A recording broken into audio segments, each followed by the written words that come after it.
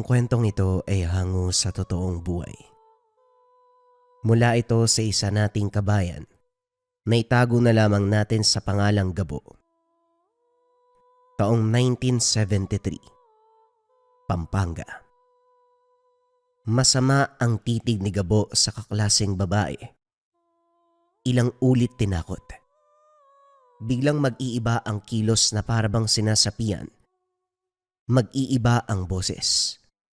Gagalaw ng nakakakilabot. Tarantang-taranta ang lahat. Mag-aaral, guro, pero hindi si Gabo. Para sa binata, sinasamantala nito ang takot ng nakapaligid. Akin ang katawang to. Hinding-hindi nyo mababawi. Walang sino man ang makakapigil sa akin. Malakas ako. Makapangyarihan. Sino man ang hahadlang ay papatayin ko. Akin lang ang katawan na to. Akin. Nanlilisik ang mga mata. Panay likot ang leeg. Bigla na lang pagbubuhatan ng kamay sino man ang maabot. Ganap na ganap. Nakumbinsi ang lahat. Lumabas ang mga kaklase at nagtawag ng tulong ang guro. May lumuwas ng bayan para humingi ng saklolo sa simbahan. Nagpatuloy ang kaguluhan. Tumayo si Melissa. Hinabol. Tinakot ang lahat. Muli itong bumalik sa pagkakaupo nang pumalibot ang kalalakihang guro para pumigil sa pagwawala. Walang lalapit. Kung ayaw niyong saktan ko ang katawang to, papatayin ko to kapag pinigilan niyo ko. Wika ni Melissa. Umalis ka sa katawan ni Melissa. Huwag mong pahirapan ang katawang yan. Huwag kang magulo pakiusap. Umalis ka na! Hindi natapos ng guro ang salita nang bigla itong kinalmot sa muka. Malala ang inabot. Dumiretso sa mata ang matulis na kuko. Umatras ang lahat sa takot na masaktan. Nagbuntong hininga si Gabo. Pinigilan ang sarili. Pero nang sunod-sunod ang pagsigaw, walang pagdadalawang isip na lumapit, sabay hampas ng libro sa ulo. Sa sobrang lakas, nawalan ito ng malay. Napakaingay mo! Ang lapit na nung exam, sa sapi-sapi pa tong inaatupag mo. Sige naman, balik na ho tayo sa klase. Hayaan nyo yan. Papansin lang yan. Wika ni Gabo. Pasimpleng bumalik sa upuan. Nagtinginan ang lahat. Hindi na sana mapapatahimik si Melissa sa ganong paraan. Gayon pa man dinala sa pagamutan ang dalaga. Nang magkamalay dinulog sa simbahan. Pero sa sasakyan pa lang, muling umandar ang kalokohan. Tumalon at tumakas. Sa isip ng lahat may problema ang dalaga at kumbinsido na sinasapian nga ito. Sa tahanan panay pa rin ang pagtitimpi ni Gabo. Hindi matahimik. Binabagabag ng pagkukunwari ni Melissa. Nang makaraos inabala ang sarili para bisitahin ito. Naratnan sa bakuran ang uugod-ugod na matanda. Nanginginig ang kamay habang isinasalang sa apoy ang kaldero. Sa mesa naman nakaupo ang isa pang bulag na matanda. Maya-maya pa ay lumabas si Melissa. Gulat nang makita siya. Nagmamadaling lumapit. Hinila palayo. O bakit parang nababahala ka na nandito ako? Ayaw mo bang malaman ng matatanda yung kalokohan mo sa eskwela? Bakit mo ba kasi ginagawa yun? Dinadagdagan mo lang ang problema nyo. Tignan nyo. Matanda na ang lolo't lola mo kaya tumigil ka na. Ang lala mo rin ano, sa dami ng pwedeng gawin, pagkukunwari pa ng sinasapian. Sa tingin mo ba nagkukunwari ako? Pwede ba kung wala kang sasabing maganda umalis ka na? Hindi madali ang pinagdadaanan ko. Huwag mo nang dagdagan. Talaga? Kahit alata naman na nagpapanggap ka lang, wag mo nang itanggi. Umaming ka na. Tinatakot mo ang buong klase, ang buong paaralan. Umabot pa nga sa ibang eskwelahan eh. Marami nang napeperwisyo kaya tama na yan. Gabo, pwede ba umalis ka na? Ikaw na rin ang nagsabi na matatanda na sila lolo't lola. Sa ginagawa mong yan, dinadagdagan mo pa yung iisipin nila eh. Magtatanong ang mga yan kung anong pinag-uusapan natin. Anong isasagot ko? May kaklase akong ayaw maniwala na sinasapian ako, ganun? Gumagawa ka lang ng eksena eh. Ikaw ang gumagawa ng eksena. Isa lang naman ang hiling ko eh. Humingi ka ng tawad sa lahat ng napaniwala mo. Tapos! Hingi ng tawad. Kailan pa naging kasalanan ng sinasapian? Kasalanan ko ba na naakit sa katawan ko ang demonyo o anumang elemento? Pwede ba umalis ka na? Inuubos mo yung pasensya ko eh. Talagang pinangangatawanan mo yung pagpapanggap ha? O sige, tignan natin kung hindi ka mapaya sa uli. Dumiretso si Gabo sa tahanan ng Chewin. Isa ito sa mga guro ng paaralan, si Sir Costan. Hindi napigilang magbahagi sa nangyari. Hindi inasahan na maging ito. Kumbensido sa pagdadrama ni Melissa. Napag-usapan ng iba pang guro na dadalin sa simbahan ang dalaga kapag handa na ito. Pagpasok kinabukasan, nauna sa silid si Melissa. Sinamantala ni Gabo ang pagkakataon na pagmasdan ito ng palihim. Sa katunayan, matagal na silang magkaklase. Simula first year hanggang fourth year high school. Kilala ang dalaga bilang matalino. Nangunguna sa klase at sa anumang patimpalak sa loob o labas ng eskwelahan. Nagbago lang ang kilos nito ng nakaraan. Naunawaan ni Gabo na nasasaktan pa rin ito sa pagkawala ng mga magulang matapos masangkot sa isang trahedya. Subalit, hindi maunawaan kung bakit kailangang umabot sa punto na magpapanggap bilang sinasapian. Para sa binata, mali na paglaruan ang bagay na may kinalaman sa demonyo o anumang elemento. Kapag ginawa ito, malaki ang pagbabayaran sa huli. Gusto lang naman sanang mailigtas habang maaga pa, pero ganap na ganap si Melissa. Lumipas ang ilang araw, muling umarangkada. Sa kalagitnaan ng pagsusulit ay bigla itong nagwala. Umaktong sinasapian. Mangmang kayong lahat.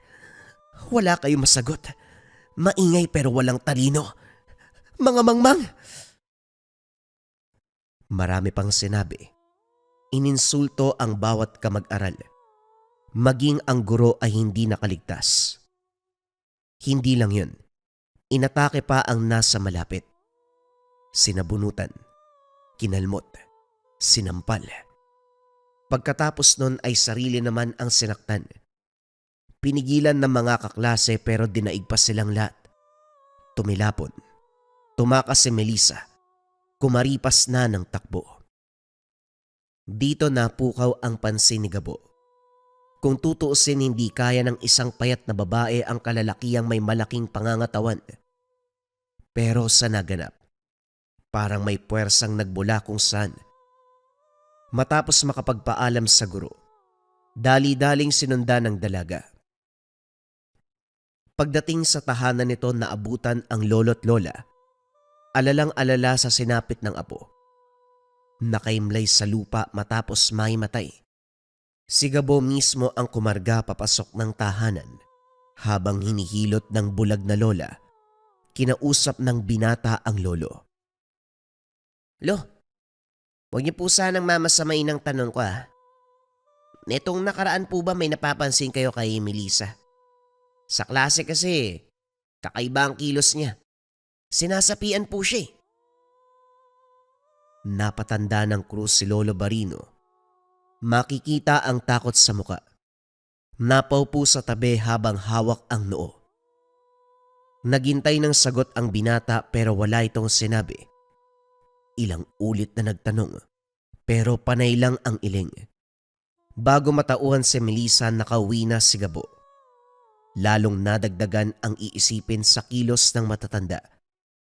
Batay sa galaw ng mga ito, may tinatago tungkol sa nagaganap kay Melissa. Makikita naman na gustong magsalita pero nanaigang takot kaya piniling itikom ang bibig. Malalim ang iniisip mo ha. Mahirap ba ang binigay na takdang aralin? Hindi naman po sir.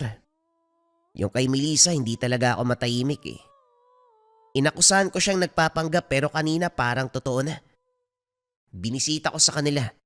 Nag-usisa pero wala namang sinabi yung lolo't lola. Duda ako may nangyayari na talaga eh. Aba, kung mag-alala. Akala mo may namamagitan sa inyo ha. Gusto mo ba si Melissa? Hindi naman sa ganun sir. Nag-aalala ako, kaklase ko rin siya eh. Mula pa first year kaya nakakabahala din. Mabuting tao pa naman. Matalino. Oh, bakit ganyan po kayo makatingin? Wala nga hong namamagitan sa aming dalawa.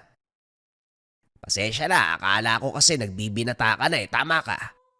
Nakakabahala ang nangyayari kay Melissa. Mabait, matalino, mahiyain siya dahil sa pagkakalala ko. Palaging nakangiti, pero lahat nagbago pagdating ng sapi niya na. Wala pang eksorsismo sa simbahan eh, kaya walang titingin sa kanya. Pero sabi ng pare, kapag lumala ang kalagayan dalin siya sa kanila. Hihilingin ko sa iyo ang isang bagay, bantayan mo si Melissa. Magkaklase naman kayo eh. Kumbaga, ikaw ang mata ko sa silid nyo. Ano man ang mangyari sa kanya, tawagin mo ko kaagad. Nakahinga si Gabo nang malamang interesado din ang Chewin sa nangyayari. Nang sumunod na araw, matyagang binabantayan si Melissa.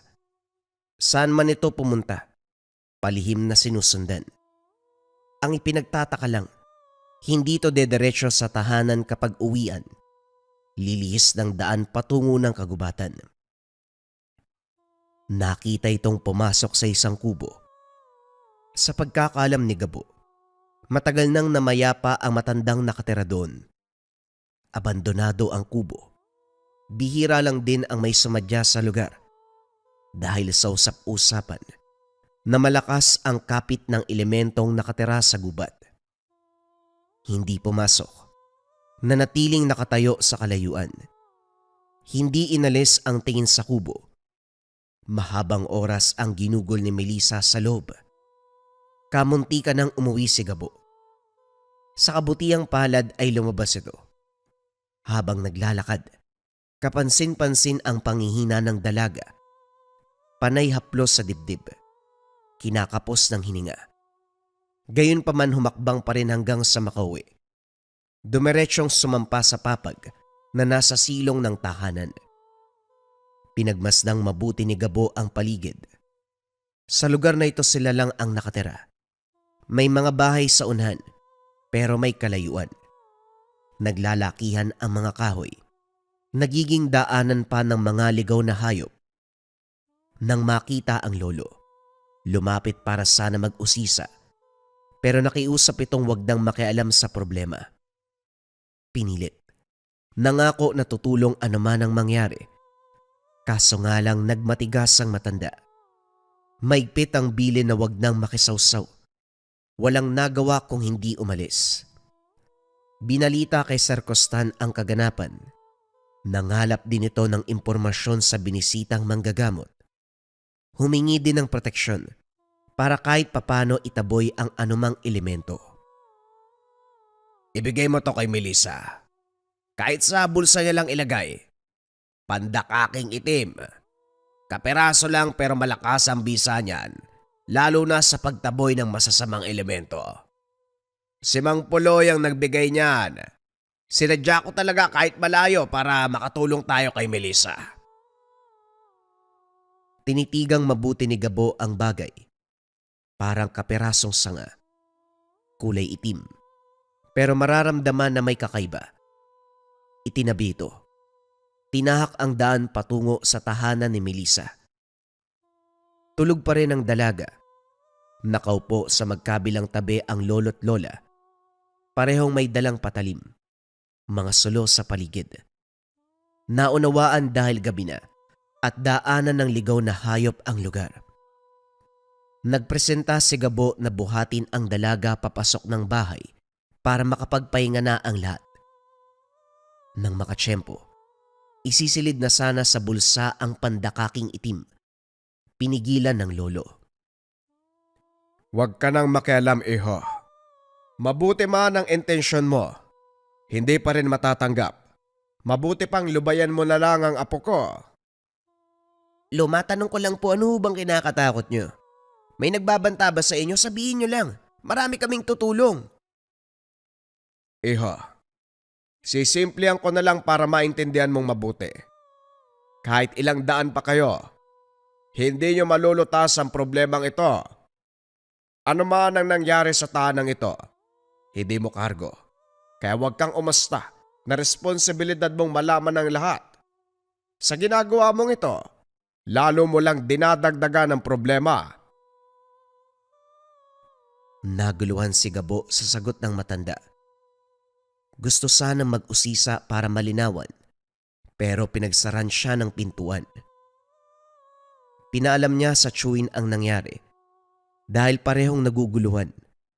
Sabay na bumalik sa tahanan si Melissa, subalit ayaw makinig ng matanda. Hindi sumagot sa tawag at katok. Pinalipas ang oras. Nagbabaka sakaling magbago ang isip ng mga ito. Kaso nga lang, wala pa ring pumansin sa magtiyo. Nang mga sumunod na araw hindi pumasok sa klase si Melissa, hindi na rin bumisita si Gabo dahil haharangin lang ng matanda. Unti-unti, nakalimutan ang kaganapan dahil abala ang lahat ng estudyante sa pagsusulit. Sa oras ng uwian, aksidenteng nakapa ni Gabo ang bulsa. Napabuntong hininga, naroon pa rin ang pandakaking itim. Tangka na sanang itatapon ng masipat si Melissa. Binabaybay ang daan patungo sa kagubatan. Kagad sinundan at muli, nasaksihan ang pagpasok nito sa kubo. Pero may nagbago sa paligid. Hindi na ito nagmukhang abandonado. Malinis ang pagbunot ng damo sa bakuran. Inayos ang iilang sira. Nang magbukas ang bintana, natanaw ang isa pang matanda sa loob. Nanatiling nakamasid sa kalayuan si Gabo. Matyagang nag-antay sa paglabas ng dalaga. Muli, nang maglakad ito pauwi, kapansin-pansin ang panghihina. Pagdating sa unahan na wala ng balanse, natumba. Sa puntong ito ay humagulgol. May sinasabing hindi maunawaan. Sinisisi ang lolo't lola na parabang pinilit siya na gawin ang bagay na labag sa kalooban. Pag-uwi, binahagi ni Gabo ang pangyayari kay Sir Costan. Isinulat ng Chewin ang lahat. Pagkatapos ay pinunta ng tahanan ng manggagamot. Binigay ang listahan ng kaganapan. Inaral ng mabuti. Mabuti sinulat nyo ang pangyayari. Pero hindi ko mahuhulaan ng eksaktong dahilan kung bakit nagkaganito ang babae. Mabuti siguro bisitahin ko. Yun ay kung papayag ang mga nagbabantay sa kanya. Wala na po siyang nanay at tatay. Lolo't lola niya na lamang po yung nandun. Kung sila ang pag-uusapan, duda ako na papayag. Kasi palagi nga akong tinataboy. Ito ba yung tahanan malapit sa kupat? Yung nag-iisa doon? Yung bulagang matandang babae? Mahihirapan talaga tayong umapak sa baluarte nila. Dahil hindi lang ligaw na hayop ang bumibisita sa lugar. Po, sino po bang bumibisita sa lugar na yun? Sanay naman tayo kapag may gubat. May elemento. Sa sitwasyon ng tahanang iyon, nakituloy sa kanilang elemento. Sa pagkakaintindi ko, nakasulat dito pinaglaruan ng dalaga. Pinipilit sa isang bagay na labag sa kagustuhan. Katulad na lamang ng sinabi mong sinapian. Pwedeng tama ka na nagpapanggap siya. Hindi dahil niloloko ang taong nakapaligid, kundi may nag-utos sa kanya na gawin ang bagay na yon. Sandali lang ho, Magpuloy Ibig sabihin lahat na nangyayari sa bata ay hindi nagkataon. Sadya ito? Anong elemento po ba ang gumugulo? Tanong ni Sir Costan. Engkanto. Itim na engkanto. Kilala ang nilalang na ito bilang mapaglaro. Nagpaparusa. Gagawin ang lahat para pahirapan ng biktima. Yung binigay kong pandakaking itim. Hindi ba nakaabot sa dalaga? Hindi po eh. Pinipigilan ako ng lolo. Sa tingin ko nag-iibang tao na rin siya. Parang may nalalaman sa nangyayari pero ayaw naman magsalita. Tumango si Mang Puloy. Pinag-usapan ang susunod na hakbang. Pero mahihirapang umusad dahil kinakailangan ng permiso sa pamilya ng biktima. Mahalaga sa manggagamot ang abiso. Sa gabaring ito pinuntahan ng tahanan. Tahimik. Pero malakas ang puwersa ng elemento. Bumalot sa paligid. Ilang sandali pa narinig ang hiyaw ni Melissa. Nasasaktan. Rumihistro sa dingding ang dalawang anino na panay ang hagupit sa dalaga. Maya-maya pa natahimik. Bigla na lang nagsalita si Melissa. Hindi niyo mababago ang nangyari na. Akin lang ang katawang ito. Hindi mababawi ni numan. Sa akin lang. Sa akin. Habang patuloy sa pagsasalita si Melissa, halos gibain ni Gabo ang pintuan. Ayaw pagbuksan ng nasa loob. Maya-maya pa, nagbukas ang bintana. Dumungaw ang dalaga at nawalan ng malay. Dali-daling sinakluluhan ni Mang Puloy. Si Gabo naman ay dumiretso sa loob. Naratnan ang lolo't lola. Diretso ang upo. Nangingitim ang mga mata. Ilang sandali pa sabay na nawalan ng malay. Dinala ang mga ito sa tahanan ng manggagamot.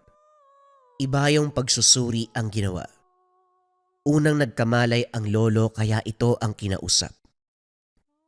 Sa kwento ng matanda, alam naman na ang kaganapan. Napilitan itong isiwalat ang katotohanan. Nagsimula ang lahat ng mapadpad ang ama't ina ni Melissa sa kubo. Pinaniniwala ang namatay ang may-ari kaya kampanteng nakasilong. Maulan ng mga sandaling ito. Kakagaling lang sa pangahoy. Lumakas ang buhos kaya panay usog. Hindi inasahang masagi ang tanim sa tabi. Napukaw ang atensyon ng mag-asawa. Isa itong bulaklak na kulay itim. May manipis na dahon pero nangangamoy dugo. Sa kabila nito, nakakahalina tignan ang asawang babae na mahilig sa tanim. Walang pagdadalawang isip na pinitas para ilipat sa bakuran. Matagumpay na nakuha ang bulaklak. Tinanim, inalagaan. Dito nagsimulang makaramdam si Lolo Eman. Sunod-sunod ang trahedyang kinasangkutan ng mag-asawa. Sa una, pangalawa at pangatlo ay hindi pa malala. Nagkakaroon lang ng sugat at galos. Pero sa huling aksidente, dito tinuluyan. Bago ang kaganapan may mga gabi na nagrereklamo ang mga ito. May nakikitang aninong hubog tao kung saan-saan. May boses na biglang naririnig. Nakikipag-usap sa kanila. Sa hinuha ng matanda, lahat nagsimula nang dumating ang bulaklak. Kaya naman dali-dali itong binunot at tinapon sa masukal na bahagi ng gubat. Binalikan makaraan ang ilang araw pero naglaho na ito. Netong mga nakaraan lang, napansin kong sinapit ni Melissa ang nangyari sa mga magulang niya. Kumonsulta na nga ako sa albularyo eh. Nagmungkahi na dalin sa kanya ang aking apo. Ginawa ko naman. Pero nang makita kong iba ang pakay kay Melissa, hindi ko tinuloy. Anong ibig mong sabihin na iba ang pakay? Sino ang albularyo na nilapitan mo? Si Katorenga, akala ko nagbago na.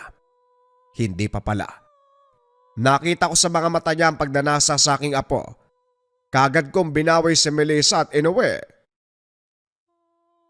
Ang sabi sa akin ni Gabo, pinipigilan mo raw siyang tumulong. Pwede ko bang malaman kung bakit? Ang totoo niyan, Gabi-gabi may naririnig akong boses kasabay ng mga anino. Nagbabanta na kapag hihingi ng tulong sa sino mang may karunungan, malala ang sasapitin ni Melissa. Minsan, nag-iibang tao kami ng asawa ko Sinasaktan si Melissa. Mga bagay na hindi namin kontrolado. Kagaya ng nakita ninyo. Kung ganon, bakit parang gusto mo kaming tumulong ngayon? Ayoko nang magdusa ang apo namin. Bahala na ang Diyos sa anumang sasapitin. Mas mainam ng subukan kaysa hayaan. Tumango si Mang Puloy. Kumuha ng pandakaking itim. Dinasalan. Isa-isang binigyan ang mag-asawang matanda. Pagkatapos nito bumaling kay Melissa. Nagsagawa ng orasyon ang manggagamot. Pinaliguan ng tubig ang dalaga. Naglagay ng planggana sa unahan. Walang pagdadalawang isip na sinindihan. Sa pagsiklab ng apoy, dahan-dahang gumalaw ang walang malay na si Melissa. Tuloy-tuloy ang pagsambit ng orasyon. Nakipagsabayan sa bisa ang katawan ng dalaga. Lalong nag-init ang paligid. Lumaki ng lumaki ang apoy. Maya-maya pa naglabas ng itim na usok ang katawan. Direktang hinigop ng apoy. Makaraan ang ilang sandali. Unti-unting humupa hanggang sa napula. Winasiwas ni Mang Puloy ang kamay sa hangin.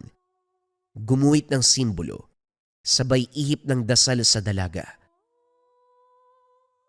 Pagpahingayin muna natin si Melissa. Magkakamalay na rin siya maya-maya. Habang wala pang ulirat ang biktima, kinausap muli ng manggagamot si Lolo Eman. Humingi ng eksaktong paglalarawan at detalye sa bulaklak. Kagaya ng sinabi, itim na bulaklak. Matulis ang manipis na dahon. May maliit na tinik sa katawan. At nangangamoy ang dugo. Hindi to lumaki. Mabilis sumigop ng tubig sa tuwing didiligan. Matutuyo kagad. Dagdag pa nito, ilang beses napansin na may nakakakilabot na presensyang bumabalot dito. Minsan may mga anino at bulong. Inakala pa nung una na gawa-gawa lamang ng imahinasyon, pero nang magsimula ang kahina-hinalang kaganapan, nagbago ang pananaw. Tanim ng inkantong napulot ng anak nyo. Ang sabi nyo pa, sa abandonadong kubo sa gubat natagpuan. Nag-utos ako ng tao para magsiyasat. Dating kampo ng kaliwa ang matandang nakatira.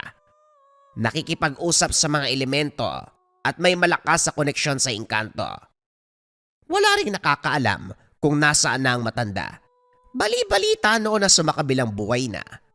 Walang patunay kaya hindi tayo sigurado. Pwedeng pakulo lang para sa sino mang mapapadpad doon. Ano po ang gagawin natin? Ligtas na ba si Melissa? Ligtas na ba kami? Hindi pa. Ang ritual na ginawa ko ay para matigil ang panggagambala ng inkanto sa apo nyo. Ang tunay na laban ay nagsisimula pa lang. Sa puntong ito, ang mismong itim na inkanto na ang makakarap. Huwag nyo na ring isipin. Ako lang naman ang kakalaban. Hindi kayo kasali. Pero hihilingin ko na dito muna kayo manirahan sa bahay ko nang sa gayon. Oras-oras kong masusuri si Melissa at papoprotektahan din kayo laban sa anumang banta ng elemento. Matapos ang pag-uusap, nagpaalam si Gabo at Sir Costan. Kaso nakiusap si Mang Puloy na kung maaari manatili ang binata. Wala namang klase kaya pumayag. Nais ding masaksiyan ang susunod na kaganapan laban sa itim na inkanto.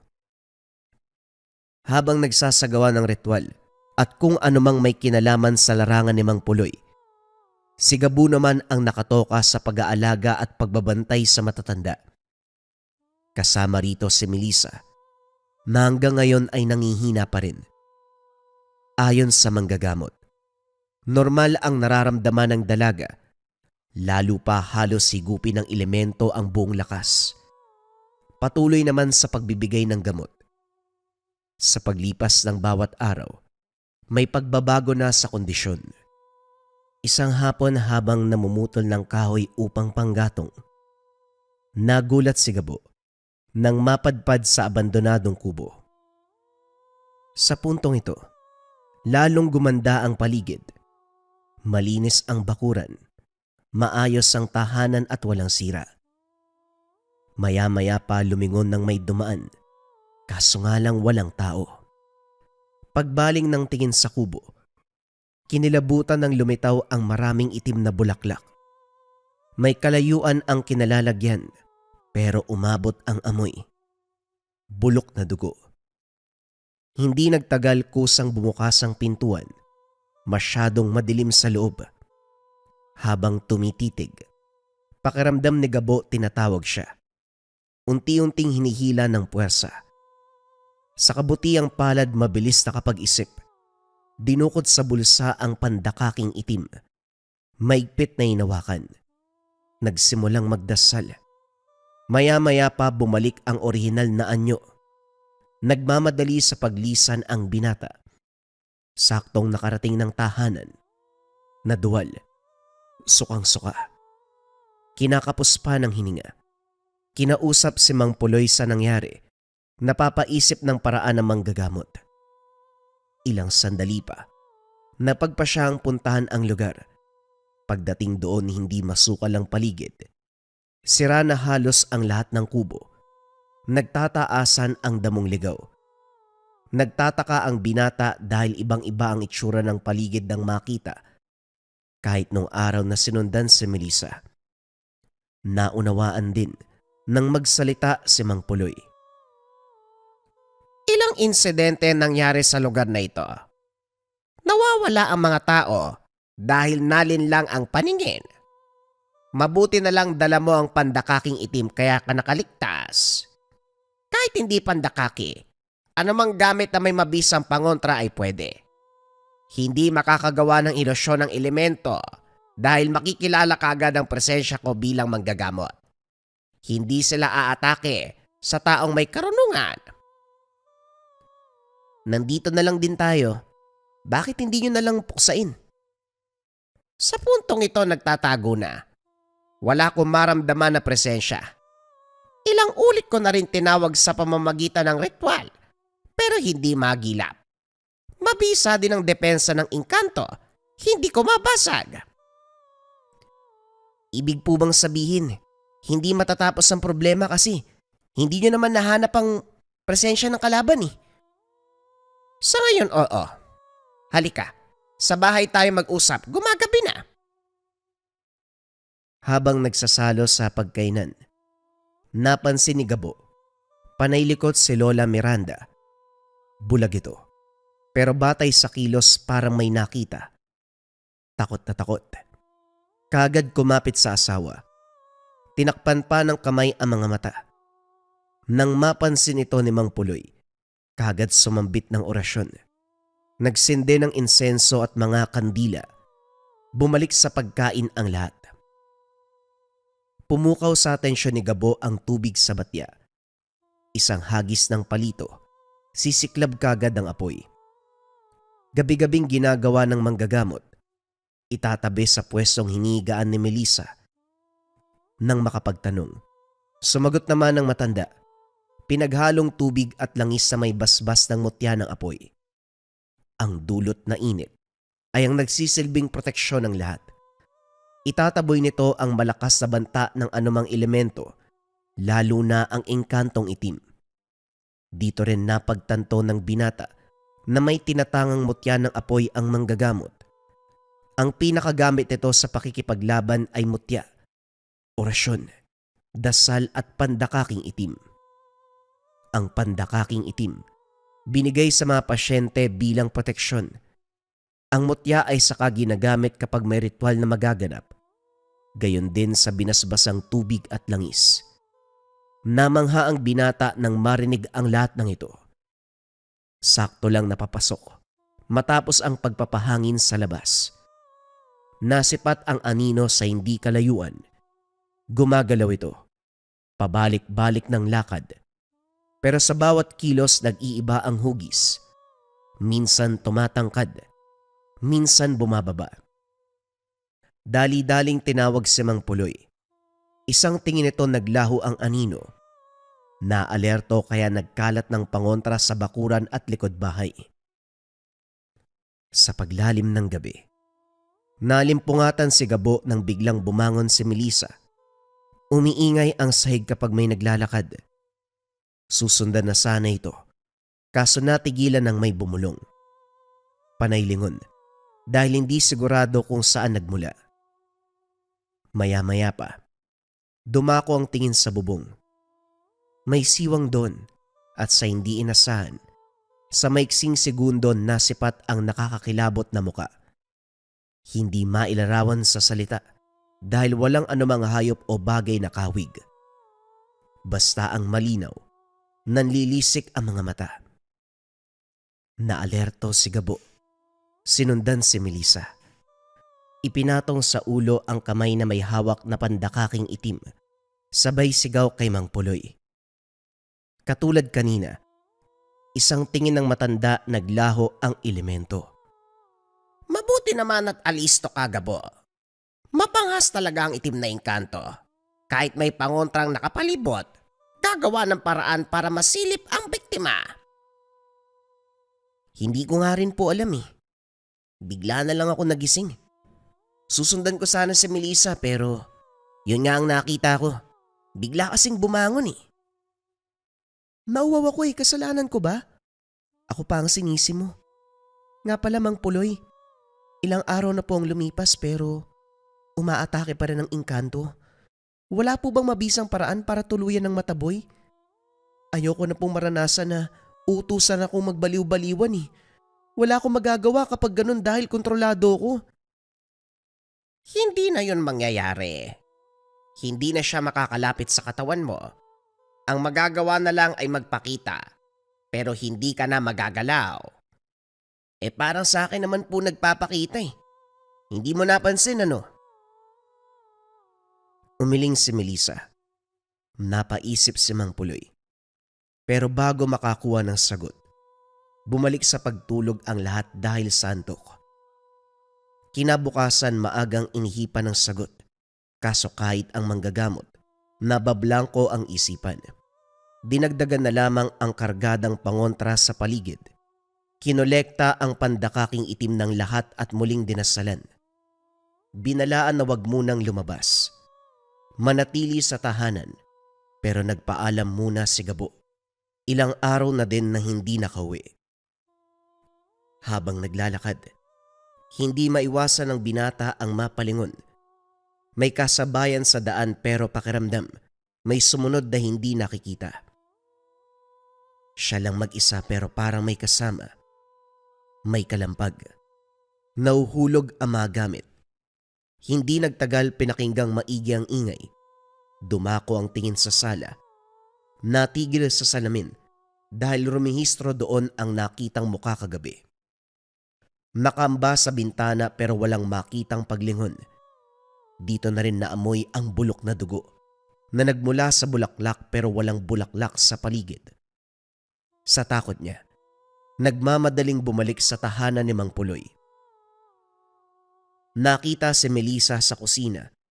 Wala sa bahay ang manggagamot kaya sila ang nag-usap. Sa pagkakataong ito, nagpapakita sa dalaga ang engkanto sa malayuan pero hindi pa rin maiwasang matakot. Ibinahagi ni Gabo ang kaparehong karanasan. Parang damay na rin ako dito ah. Gusto ko lang naman sana makatulong pero eto na nga oh. Nasali pa ako. Kasalanan mo yan.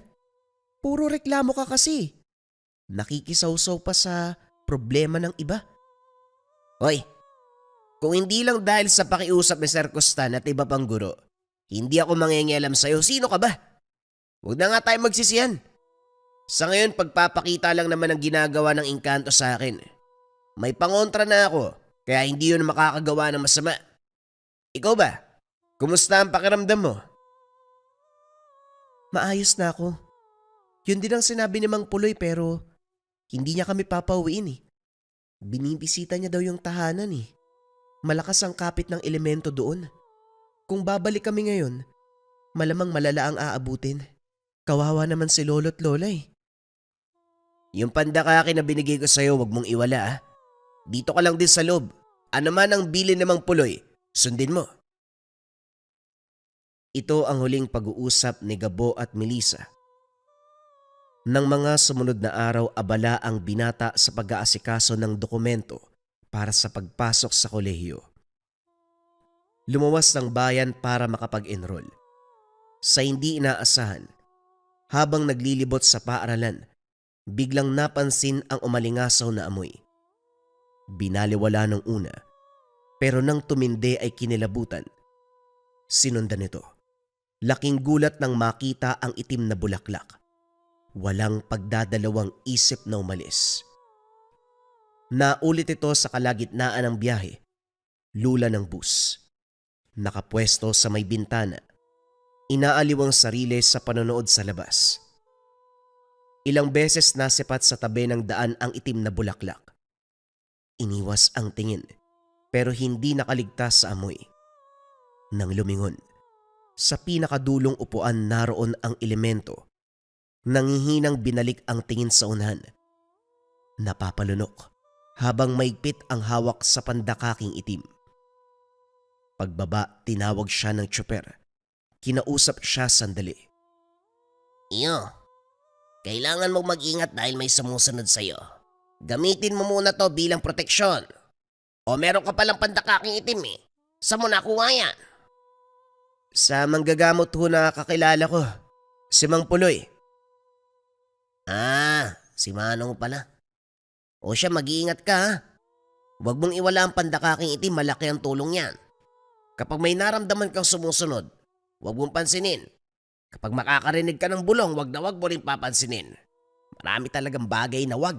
Maraming bagay na hindi pwedeng gawin, pero ito ang magliligtas sa'yo. Sige na, lumakad ka na. Matulin ang takbo ni Gabo habang tinatak ang daan. Sa sulok ng paningin nasipat ang anino, pero hindi nag-abalang pansinin. Hinihingal pagdating sa tahanan ni Mang Puloy. Pinaliwanag ng binata ang nangyari. Napailing na lamang ang matanda. Sa pagkakataong ito binasbasan, nilapatan ng sabulag. Nang pumasok sa katawan ng bisa, nakaramdam ng kagaanan. Pagkatapos ito, hindi na muling napansin ang presensya ng elemento, maging ang amoy ng itim na bulaklak. Hindi lang siya. Nilapatan na rin ng sabulag si Melissa, ang lolo't lola nito. Ganon pa man, hindi pa rin pinayagan na makauwi. Huwag niyo sanang isipin na ginagawa ko kayong preso. Pero ayoko lang madagdagan ang paghihirap niyo. Huwag kayong mag-alala. Konting tiis na lang. Matataboy na natin ang tuluyan ng elemento. Muling binisita ang tahanan. Sa pagkakataong ito nagsagawa ng ritual si Mang Puloy, samot-saring pausok. Naglibing ng pangontra sa bakuran. Punesto ang tubig at langis. Pagkatapos masindihan sinimulan ang proseso. Tahimik na nanonood si Gabo sa tabi. Wala naman masyadong ginawa ang manggagamot, maliban sa tahimik na pag-uusan ng orasyon at pagkumpas ng kamay sa hangin. Maya-maya pa napako ang tingin sa anino. Lumitaw ang engkanto pero dahil sa sabulag, hindi niya ito makita. Masama ang tingin sa matanda. Sinusubukang manlaban pero hindi makalapit. Bakas na bakas ang galit nito. Humahampas ang malakas na hangin sa pagwawala. Gayunpaman, nanatiling nakasinde ang pinaghalong tubig at langis, maging ang pausok. Ganito ang sitwasyon sa mahabang oras hanggang sa kusang naapula ang apoy. Tumayo na rin si Mang Puloy. Inakala ni Gabo na tapos na. Pero pumasok ito sa bahay at doon ipinagpatuloy ang ritual. Hindi makita ang kaganapan dahil hindi siya pinapasok. Sa napapansin ng binata, lalong dumilim ang paligid. Malakas ang hangin na may kasamang mainit na presensya. Mga bulong at anino kung saan-saan. Pero hindi naapektuhan si Gabo. Pumalibot ito sa paligid. Mga anino na labas-masok sa tahanan. Sa loob maririnig pa rin ang pagsambit ng orasyon ni Mang Puloy hanggang sa pahintuhinto na ito na parabang nahihirapan sa pagbigkas. Nang maipon ng lakas, pumanhik si Gabo. Naabutan ang manggagamot. Nakalod sa harapan ng umaapoy na tubig at langis. Ang problema, may umaagos na dugo mula sa bibig nito. Matindi rin ang amoy ng itim na bulaklak sa paligid. Akma na sanang lalapitan para patigilin dahil sa kondisyon. Pasimpleng sumenyas ang manggagamot. Walang nagawa kung hindi tumabi. Hindi mapakali si Gabo. Palala ng palala ang kalagayan ni Mang Puloy. Napapahawak sa tiyan. Ilang sandali pa ay nagdugo. Naguguluhan dahil wala namang sumaksak dito. Ilang ulit pang kinusot ang mga mata sa pag-aakalang ilusyon. Maya-maya pa ay nawala ng balanse ang matanda. Sa kabila ng pagkatumba, muling bumalik sa pagkakaluhod. Patuloy na sumasambit ng orasyon. Ang apoy naman sa harapan, unti-unting humihina. Bago mapula, kinuha ang boteng nakasabit sa bewang ng matanda at binuhos sa batya. Muling lumakas ang apoy. Tumindi ang init sa paligid. Hindi naglaon dahan-dahang humupa ang sitwasyon. Tinapos ang ritual, pero nanghina si Mang Puloy. Nagulantang ang pamilya ni Melissa nang bumalik si Gabo na buhat-buhat ang manggagamot. Nataranta. Nagtulakan kung sino ang gagamot. Wala ni isa ang nangialam. Nauwi na lamang sa pagpunas ng basang tuwalya sa katawan dahil nagdideliryo ang matanda. Maraming kasangkapan pero walang ideya kung alin ang tama. Sabay na lamang na nagdasal, alinsunod sa payo ni Lolo Eman. Sa kabutiang palad, nagkamalay si Mang Puloy makalipas ang ilang oras, subalit iba na sa dati. Nangihina pa rin, malala ang sugat sa tagiliran at tiyan, malalim na parabang sinaksak ng mahabang patalim. Manong, huwag niyo sanang mamasamay ng katanungan ko. Paano kayo nasugatan? Wala naman pong sumaksak sa inyo Naroon ako sa buong oras. Nakaload lang kayo sumasambit ng orasyon. Walang ibang tao Hindi ko rin makita ang engkanto na lumapit sa inyo. Sa espiritual na paraan ng laban kanina, dumaan sa hangin ang atake. Bagay na hindi makikita ng ordinaryong taong kagaya mo. Malakas ang engkanto. Kamuntikan pa nga akong matapos. Mabuti na lang nabigyan ng tsansang mabuhay pa. Kaya ito pa ako. Siguro naman po tapos na no? Yun na ang huling laban? Hindi pa. May huli pa. Sa pagkakataong ito ang abandonadong kubo ang tatrabahuhin, kung saan orihinal na nakatira ang engkanto. Pagpapalayas pa lamang sa tahanan ni Melissa ang ginawa ko. Naku, paano po yun, nangihina ka na Manong? Baka hindi mo kayanin. Magtawag na lang kaya tayo ng ibang manggagamot. Iha, hindi pwedeng ipasa sa iba ang labang ito.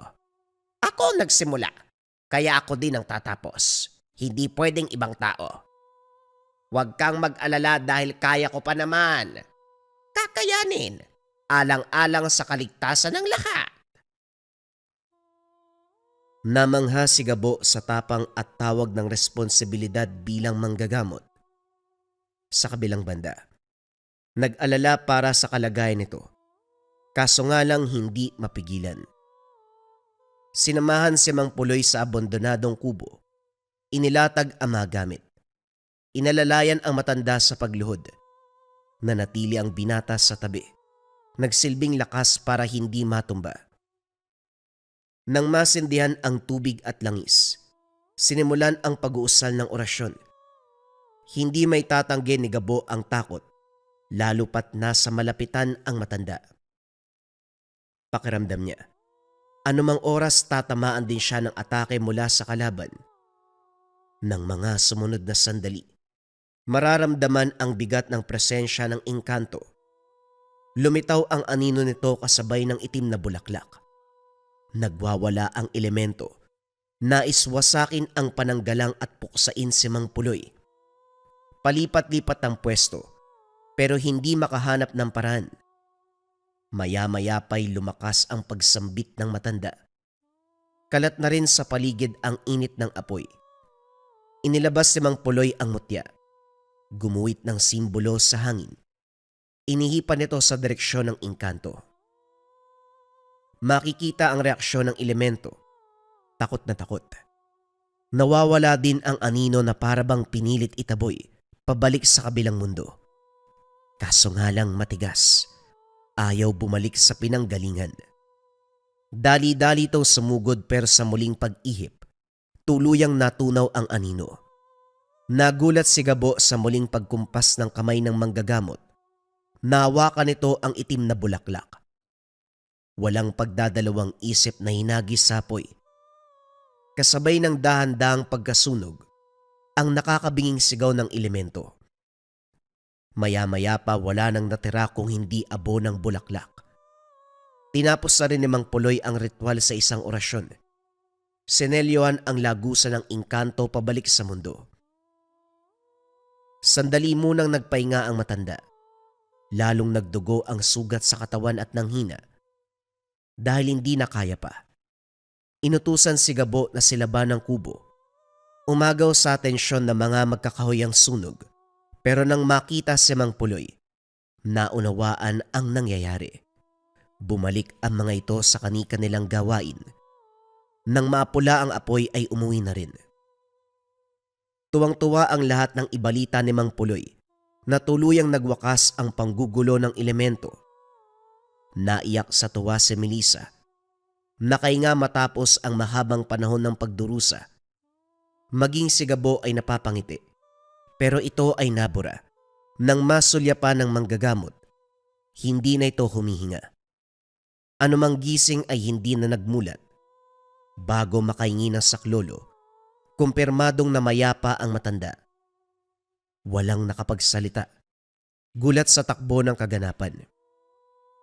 Nang mabalitaan ng kapwa manggagamot at albularyo ang nangyari, bumisita ang mga ito.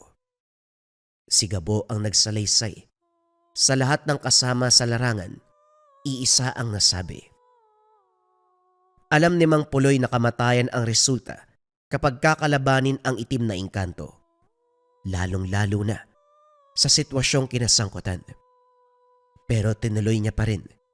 Tinapos na ang kaguluhan. Nagawang iligtas ang biktima ng elemento pero hindi nakaiwas sa kamatayan. Sinisi ni Gabo ang sarili dahil siya ang nakiusap sa manggagamot na tulungan si Melissa. Ay naku, walang sino man ang sisisihin dito, iho. Hindi ikaw, hindi si Melissa. Sa larangan na tinahak naming albularyo at manggagamot, kabilang ang kamatayan sa sinumpang tungkulin. Namamatay nga ang ordinaryong tao eh. Kami pa kaya? Palagi kami nakikipagto sa iba't ibang uri ng elemento. Binigyan ng maayos na libingan ang matanda. Isinama sa hukay ang mga gamit, lalong-lalo na ang mutya. Lahat ay naiyak sa puntod. Lahat nagpapasalamat sa sakripisyo at serbisyo ng butihing manggagamot. Iilan na lamang ang ganitong uri ng tao sa mundo. Nahandang tumulong sa kapwa kahit kapalit pa ang kanilang buhay. Ito ang natutunan. Ito ang nakita ni Gabo sa isang tao na kung tawagin, banal na manggagamot. Depensa sa lahat ng uri ng sumpa na may kasamang rebuelta o balik-sumpa. Ito ang Marahuyo Bracelet. Napakarami ng natulungan ng Marahuyo.